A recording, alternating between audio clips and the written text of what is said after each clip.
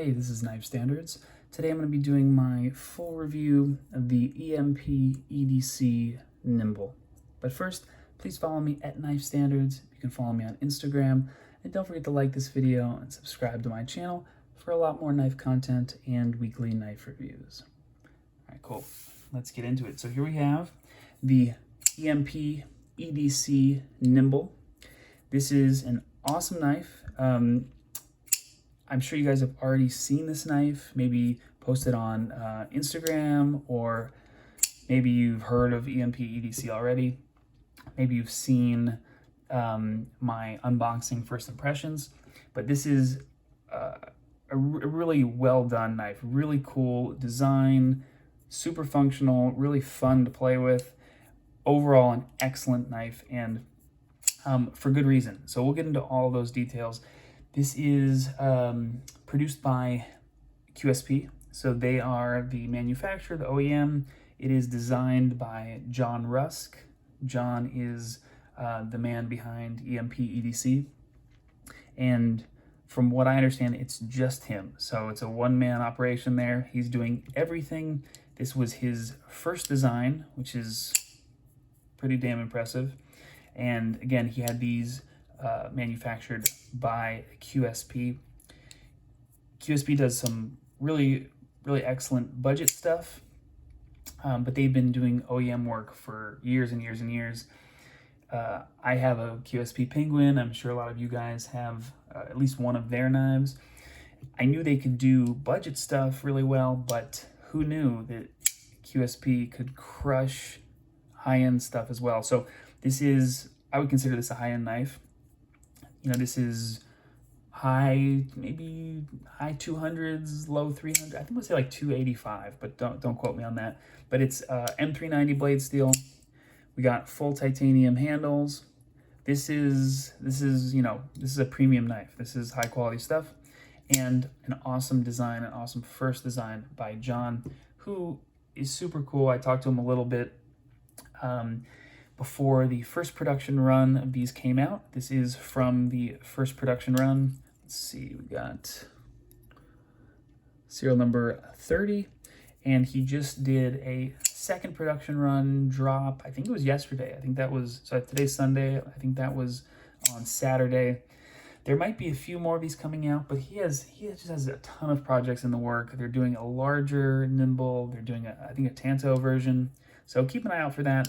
But if you don't know what this knife is all about, I will show you. We're going to go over all of the specs, and if you already saw my unboxing first impressions, you kind of have an idea of what it's about already. But let's go ahead and start with the handle materials. We got full titanium handles, really awesome stonewash, light stonewash. It is a titanium frame lock, if I didn't already mention that. We got the hardware and the clip all anodized, kind of like a high voltage blue purple blurple. M390 blade steel. Got a nice expertly ground flat grind drop point blade. Drop point blade shape. Look at those grind lines. QSP, jeez. Just ridiculous. And of course, you can see the belt satin, and then up here inside the flicking hole, this is actually bead blasted, so it's super smooth and comfortable in there. You're not going to like chew up your finger trying to flick the knife, which I love. And then of course, stonewash down here.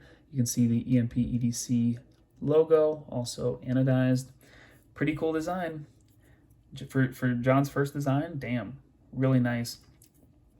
We'll go ahead and talk ergos and all of that stuff, but let's go ahead and just check out the action a little bit. Detent is just so good. This might be the perfect detent, if not very close. Detent is ridiculous, and we'll go over how to deploy this knife pretty soon, because that's one of the things that really sets this knife apart. Let's go ahead and do a quick size comparison. We got the Nymble, of course. We'll do the Quiet Carry Drift, And let's see about the Giant Mouse Ace Riv. Put that up top. And I also have the Tactile Turn or Tactile Knife Co. Rockwall. Let's get these measured. We got about 3 inches. These are very similarly sized. We got about 3 on the blade, 7 overall on the Rockwall. The drift, same thing, 3 and 7. The Nymble comes in, again, right at 3, just under 7, and then the Ace Riv, about 2.5, and just under 6. So we'll go ahead and put this guy aside, get the Rockwall out of the way, and just quickly talk about the comparison between these two. Similar lines. We both have, they both have the finger choil, really comfortable for both grips. You can kind of hang out back here or choke up. Same thing on both the drift and the Nymble. Similar kind of swoop line design, very cool. Although of course this is thumb stud, which I love, and this is the flicking, you know, Spidey hole. Similar blade shape, although this is actually, yeah, I mean, pretty, let's see, pretty close. Slight differences, but pretty close. Both excellent knives, both full titanium handles. Let's go ahead and get the drift out of the way, and let's talk Nymble. So let's go ahead and check out the ergos. Now, there are not that many critiques with this knife. This is a winner. This was my knife of the year, if you guys aren't aware, which is out of all the knives that I bought and handled and played around with and cut with this year, this was it. This was the #1 knife, which is pretty damn cool. And the ergos are good. From back here, you can just get that 4th finger on, full 4-finger grip. The jimping comes all the way across, about halfway down the spine. So if you are back here, it's comfortable. I can feel the jimping. I can get a nice secure grip. And then my preferred grip is choking up and getting in this finger choil. That's really where my hand wants to go. And if I do that, there is more jimping up here. So it's super comfortable. Really kind of locks in and and kind of melts into your hand. One thing about this knife that sets it apart, which really kind of pushed it over the top for me, not only materials, not only design, not only that John is a cool guy and was really nice to talk to, but this design has multiple deployment methods. It has the regular flipper. detent is amazing on that. It also has the bead blasted hole for middle finger flicking. You can do like a thumb flick, really good, snappy. You can also do a slow roll if that's your thing. It's not my thing. And last but not least, this is a front flipper actually, so you can do the front flip. Now, there are only a couple little minor critiques, so I'll go ahead and get them out of the way now. One of them is the front flipper. For me, I don't need the front flipper. If they got rid of this notch and just filled that in with more of the handle, that's fine with me. I would prefer that. I'm not crazy about front flippers, but this particular one, for me at least, it's kind of tough to do, especially when you're getting used to this knife, because the way you have to position your hand, you can't put any pressure on the frame lock, and this is only for the front flipping. Everything else, the action, the detent, the lock side, pressure, everything is amazing. But for the front flipper, you have to be really careful where you put your fingers. It's not like a beginner front flipper. You can do it, but it's just not my favorite. Kind of feels like they just, threw that in there just to have a front flipper. When really, all of the other deployment methods are so excellent and so good. The bead blasted hole, super comfortable and snappy. You got the regular flipper, which Again, detent is perfect for that.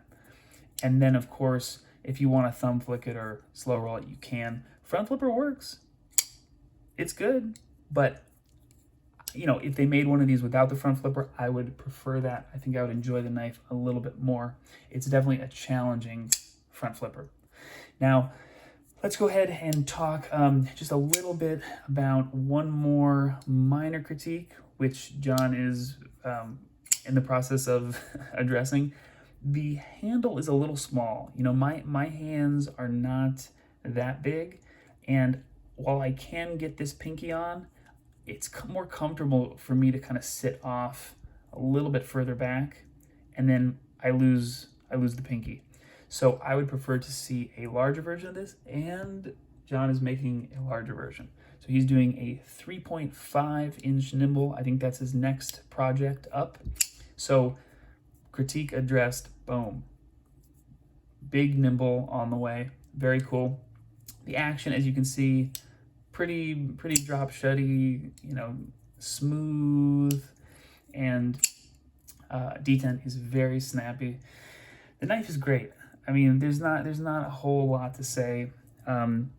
We got the lanyard hole, which I will never use. As far as hardware goes, let's go ahead and check these guys out.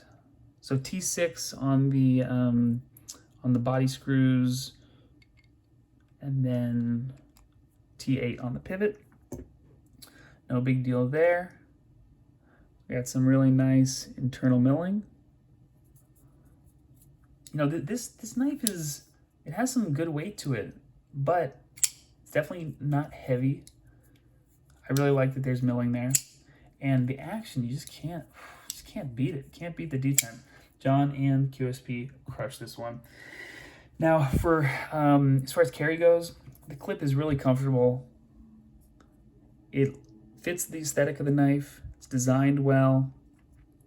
Zero movement on the clip, and it's easy in and out of pocket. No critiques there. The lockup is solid. The lock bar actually goes in and through, so it's not just this part that's preventing the blade from coming down, but it's actually deeper into the knife. If you guys can see, it's a little tough, but it goes in and through, which is super cool. And I think that just about wraps it up. Of course, you guys already know, centering, right on. It's a solid knife. There aren't that many critiques. This won my pick for Knife of the Year. And the reason for that is overall, from the deployment methods, to the materials, to the company, to the person behind the company, the detent, all of these things are really hard to do and hard to nail. And John just crushed it with everything. It's a great knife. Not much more to say. Really appreciate everyone watching. Thank you guys. I appreciate all the support. And keep an eye out for these. There are more on the way, more coming. This has been Knife Standards. I'll catch you guys later.